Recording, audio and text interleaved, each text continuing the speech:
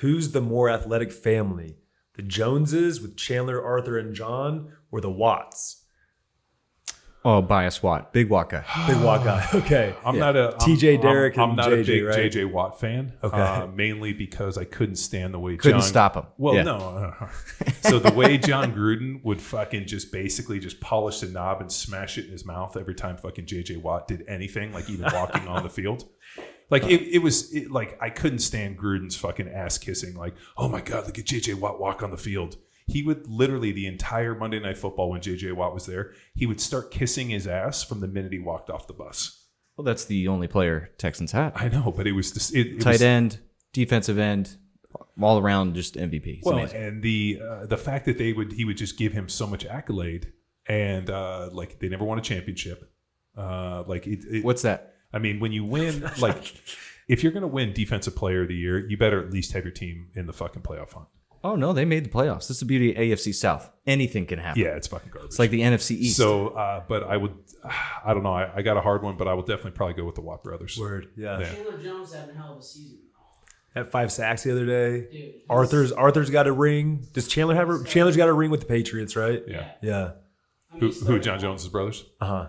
Oh, championship or athletically? Yeah, no, but No, I'm just talking athletically. Just think about this in terms of pay. If you look at like the amount of money, I mean, it was like the Watts brothers have been paid as the best football players to fucking play the game. Yeah. So I mean, I would just go purely on cumulative salaries. They're crushing it. Well, they've revolutionized. They've changed some of the game. I won't say revolutionized because I can see that look in your eye. But John Jones has changed some of the form of fighting. Have his brothers contributed that to football? Have they? No, not at all. No. Can't say that. I'll tell you this. I couldn't. I know who his brothers are, and I could not distinguish who they were on the field. Like they're good, but they're not fucking the type of people where you're like. Can we get that soundbite, Charles? They're not JJ Watt. I said they're not the stir that straws the drink. Like they're good players, but are they Hall of Fame? Like I would say the Watt brothers have a chance to legitimately have busts and can. Not all, just the two. Yeah, just the two. Yeah. So which would be fucking incredible, but.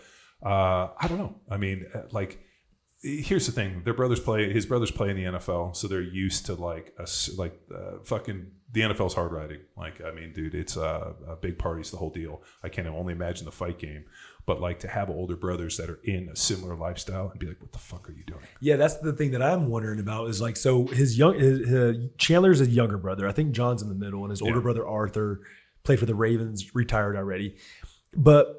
Were they getting any of that kind of bullshit, or is it just so the NFL? Thing? You only get drug tested once a year for street drugs, and it's in the off season, and you about know the date. So like if you get popped for street drugs, like I think one year I got tested 36 times for performance enhancers. Wow! You only get street tested once. Gotcha. So like, and you about know the date. So I mean, I played with dudes that legitimately smoked pot every day and before every game.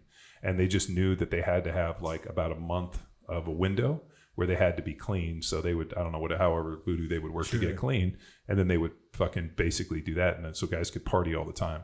I mean, dude, I know I played with a dude I know was fucking popping ecstasy after the games. So I mean, dudes were doing a lot of partying. So it's kind of inconceivable to get caught. So when dudes do, like, I think they have a real fucking problem. No, I remember having a conversation with I used to work out with him in Houston, or not work out with him. We had the same strength coach, Brian Robinson, who played at Texas, played for the Vikings for a long time. Actually, one time I remember I got way more athletic when I started. I was good at fighting, but I didn't I feel like I hadn't reached my athletic potential. So I started going to an actual athletics coach, learned how to run better, quick feet, the whole thing. And at a certain point, man, I was doing big broad jumps, big verticals, big box jumps. I was feeling really fucking athletic. And I remember one time I was doing these broad jumps. I'm like, dude, I'm really clearing some fucking ground right now. And my coach goes, man, that's as far as B-Rob. I go, get out of town. He goes, yeah. But he's going off one leg. Damn it. Yeah. But anyway, B-Rob was telling me the same thing. Everybody knows when you're going to get tested. So if you're failing for pot or something like that. Or for weed or for drugs or for coke or any of that shit. Then you're doing it wrong. Well, and the other wild one too is because the teams prescribe opiates, if you get drug tested and you have opiates in the system, if they prescribed you, you're fucking get a pass. So they prescribe opiates. Oh yeah, they used to hand that shit out like breath mints. Now it's a little bit different. Yeah. They probably have to have a schedule, but before they used to hand that shit out like breath mints. Wow.